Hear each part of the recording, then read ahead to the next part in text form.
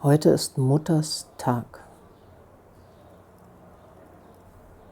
Hinter dem Vorhang verborgenes Leben, Transparenzen von Stimmen und Geräuschen, sogar Gesang.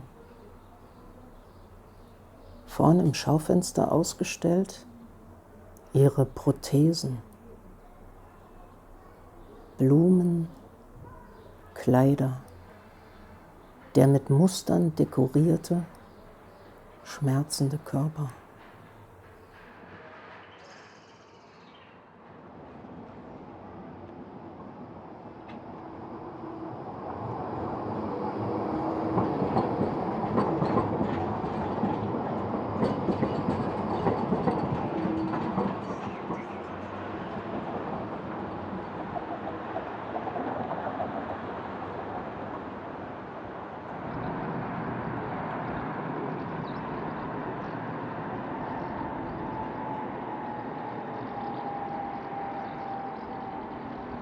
Die Tischdecke legte meine Mutter immer auf ihre Bügeldecke.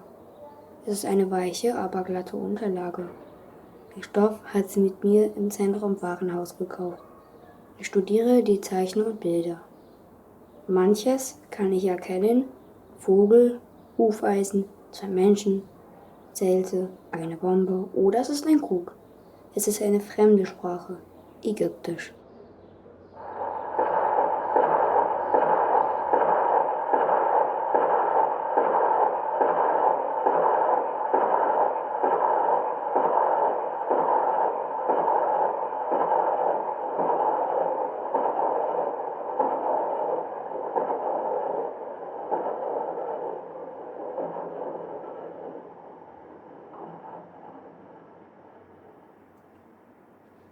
Also von deiner Mutter haben quasi nur die beiden, also Vater und Mutter und deine Mutter überlebt den Krieg. Genau. Ja. Genau. Und das Einzige, was es gab, waren so, ich glaube, eine Cousine von ihr. Oder 2 Cousinen, das kriege ich nicht mehr zusammen. Lotti, Ernie. Und da ist meine Mutter immer unheimlich gerne hingefahren zu Besuch. So. Die waren sowieso Vorbilder für meine Mutter. Die hat sich da immer unheimlich wohl gefühlt. Nicht zuletzt, weil es natürlich so der letzte Rest Familie war, der übrig geblieben ist. Das war so ein bisschen die Welt, die meiner Mutter gefallen hat. Die nähten auch selber. Also man sieht, dass sie schick angezogen sind. Und das korrespondierte natürlich aufs engste mit dem, was meine Mutter am liebsten gemacht hätte. Nee. Nämlich Mode. Ja, also nähen, Mode, entwerfen oder gestalten. So. Und übrig blieb, kann man sagen, dass sie sich selber Kleider genäht hat und ja, natürlich alle handwerklichen Sachen in der Richtung für die Familie gemacht hat. Also letztendlich war mehr Knöpfe annähen und Bettzipfel zusammennähen, die man durchgebissen hatte, als da ins Gestalterische reingehen.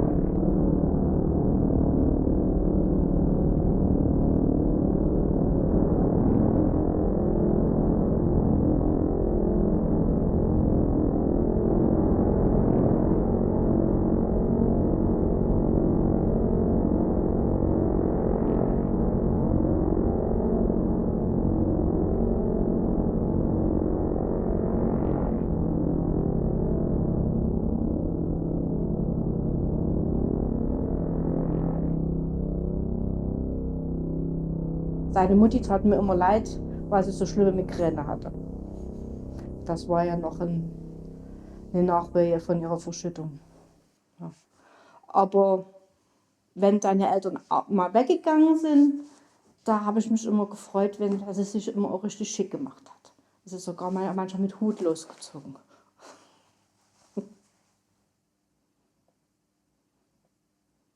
Und wenn es deiner Mutti gut ging, war sie auch eine sehr freundliche Frau. Und konnte auch gut lachen. Ja, und war auch immer hilfsbereit. Und ich hatte mal kein Geburtstagsgeschenk von meiner Mutter. Da bin ich zu deinen Eltern rüber und habe gesagt, hier stehen so viele Dahlien, ob sie mir einen Dahlienstrauß machen können, damit ich ein Geburtstagsgeschenk von meiner Mutter habe. Ja, das war dann okay Problem. Oder mal zum Pioniergeburtstag. Ich hatte meinen Schlüssel vergessen und wir hatten nachmittags eine Veranstaltung, wo wir mit Halstuch aufkreuzen mussten. Ich kam aber ja nie an mein Halstuch ran, weil zugeschlossen war. Also durfte ich erstmal bei euch mit Mittag essen und dann habe ich das Halstuch vom Rolf oder Brigitte oder was weiß ich, was war noch da gekriegt, damit ich wenigstens auch geschmückt war. Ja, sowas war dann alles kein Problem. Ja, das ging ganz einfach.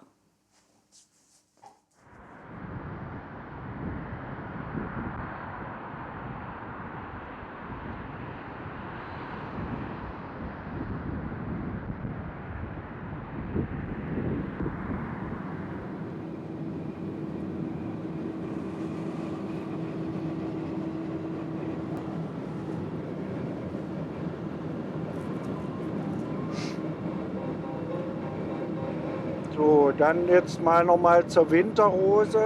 Sage ich nochmal zur Winterrose. Auch genannt Christrose. Ich glaube, da gibt es noch 500 andere Bezeichnungen. Die soll ja giftige Wurzeln haben. Also irgendwie auch so als Heilkraut. Gift in geringen Dosen. Keine Ahnung, für was, gegen was. Ich glaube, man kann damit sogar Leute vergiften. Also ja, die Wurzel ist irgendwie giftig. Und oben hat man ja irgendwelche grünen Blätter und diese sehr zarten, ich kenne sie eigentlich nur weiß, als weiße Blüten. Weiß, ja. Mit so gelbem irgendwas drin, die eben sensationellerweise im Winter blühen, also im Schnee. So, das ist das Bild, was ich davon habe, dass 1 oder 2 von diesen Blumen im Vorgarten vorm Haus standen und so ein bisschen Schnee drumherum ist. Und da meine Mutter halt sowieso auf Blumen total, also das war ihr Liebstes überhaupt, glaube ich, Blumen. So, also, das war das Schönste für sie. Als Kind habe ich das so, oder vor allen Dingen als Jugendlicher, hat es mich dann angekotzt, diese starke Affinität, die meine Mutter da hatte. So. Das schien dann immer mehr wert zu sein als ich, so eine Blume. Ach echt? So weit ging das? Ja, ja. Oi, oi, oi. Anders kann ich mir nicht erklären, dass dann bei mir eher fast so eine Art Widerwillen gegen zumindest manche Blumenarten entstanden ist. Also diese ganzen Astern und also vor allen Dingen die Herbstblüher, ne? So Ja. Chrysanthemen, Astern und so. Ja, ja. Wo meine Mutter ausgeflippt ist, wenn das Echt? in Sichtweite kam, das hat mich dann eher abgeturnt. Interessant. Nichtsdestoweniger habe ich dann möglicherweise für sie Blumen gemalt, also abgemalt. So. Abgemalt. Ja, das habe ich ganz oft gemacht. Das hat ihr immer gefallen, also Veilchen oder irgendwelche Sachen, die in der Vase standen. Es kann sein, dass das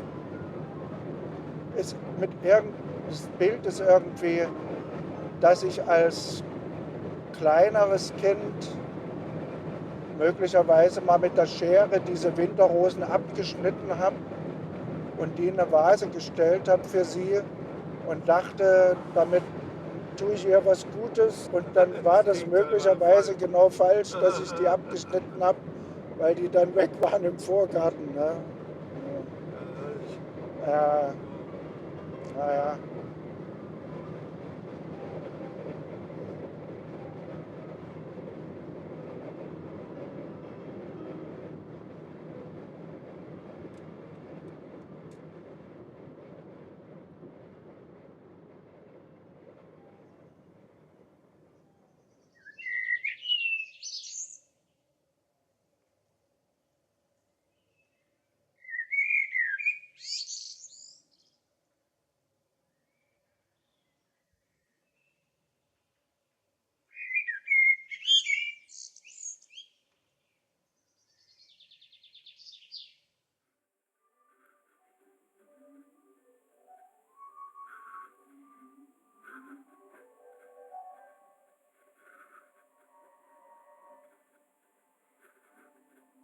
Eine Kur ist das. Ja, ja.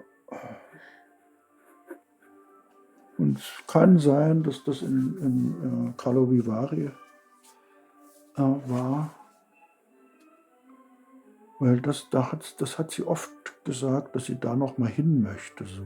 Und das hat sich deshalb eingeprägt, weil sie dann eben Schwierigkeiten hatte mit Karlovy Vary. Da hat sie immer gesagt, also abgekürzt, ne, Karlovy, dass sie mal wieder nach Karlovy möchte. Das will ich gar nicht. Ah, hier ist dein Vater, oder? Das ist dann deine Mutter? Ja. Ja.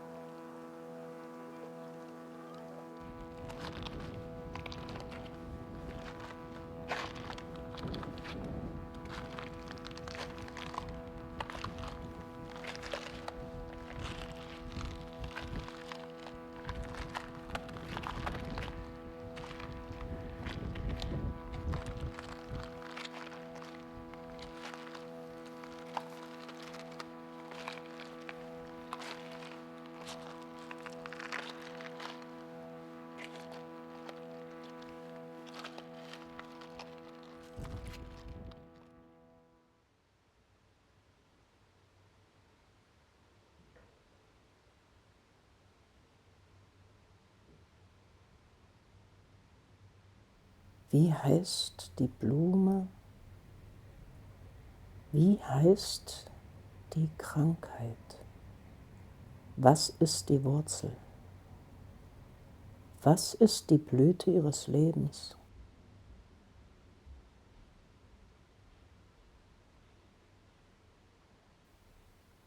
Hieroglyphen, was sie sagt und spricht. Jahrzehnte, bis du diesen Blödsinn, diesen ganzen Quatsch verstehst. Verdammte Muttersprache.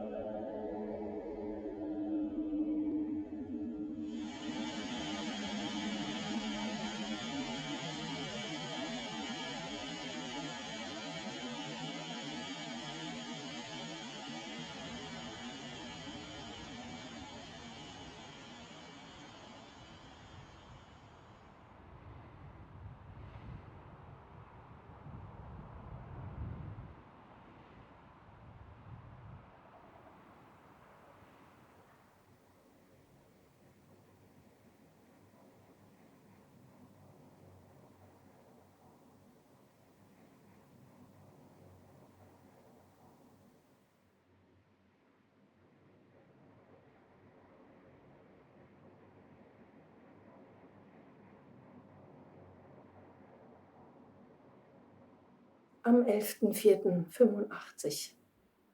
Lieber Steffen, in der Hoffnung, dass du gut heimgekommen bist und es dir weiterhin gesundheitlich besser geht, habe ich dir noch etwas Geld geschickt. Konnte es dir doch nicht geben, da Walter die Nase überall drin hat. Es wird sowieso über dich geredet. Walter ist ein Tageblatt. Schreibe, wie du angekommen bist. Es grüßt dich und Gabi herzlich, Mutti.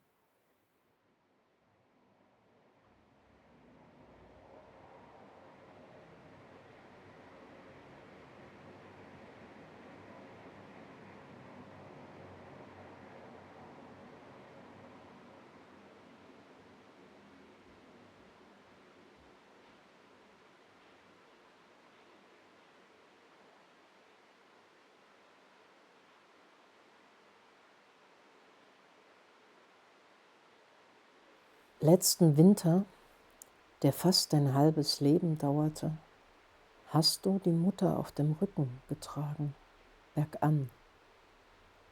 Sie wollte tot im weichen Schnee der Berge liegen.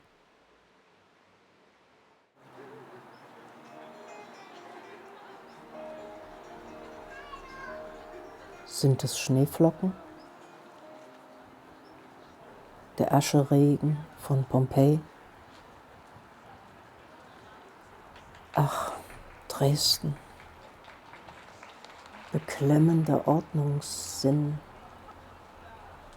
Selbst in rußig schwarzen Ruinen noch Emsigkeit.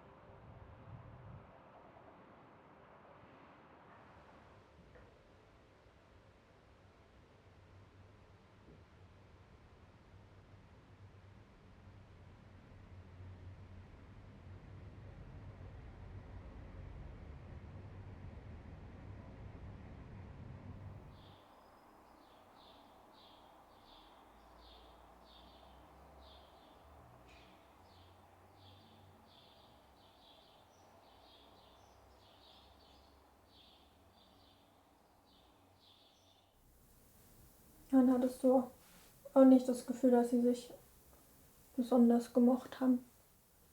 Meine Eltern. Mhm. Ich glaube, das hat sehr gewechselt. Also einerseits waren sie, glaube ich, froh, dass sie den Krieg überlebt haben und dass sie zueinander dann doch finden konnten und sowas wie, ja, also nicht sowas, sondern eine Familie gründen konnten. Und andererseits war das auch immer so an der Armutsgrenze. Gut, man hatte ein Haus und man hatte auch Arbeit, aber es wurde jeder Pfennig im Grunde genommen umgedreht. Mhm. So. Und dann kam das, das Rauschverhalten, das Suchtverhalten von meinem Vater dazu. Also da gab es dann richtig Krach. So. Also wenn er dann besoffen nach Hause kam und von meiner Schwester und meiner Mutter unter vielen theatralischen Äußerungen ins Bett geschleift werden musste, dann gab es auch die Androhung der Scheidung und ich lasse mich scheiden oder ich hänge mich auf oder also dieses ganze Drama spielte sich dann schon auch öfters mal nachts ab. So, ne, so. Ja.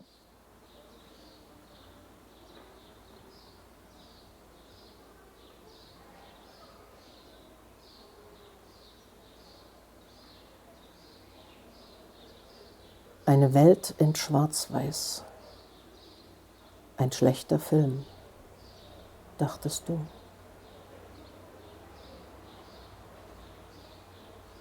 Doch als der Schnee geschmolzen war, sahst du die Apfelblüte,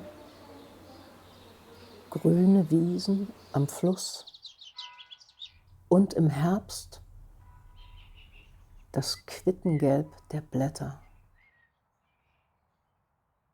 Erinnerung ist eine sehr holzige Frucht.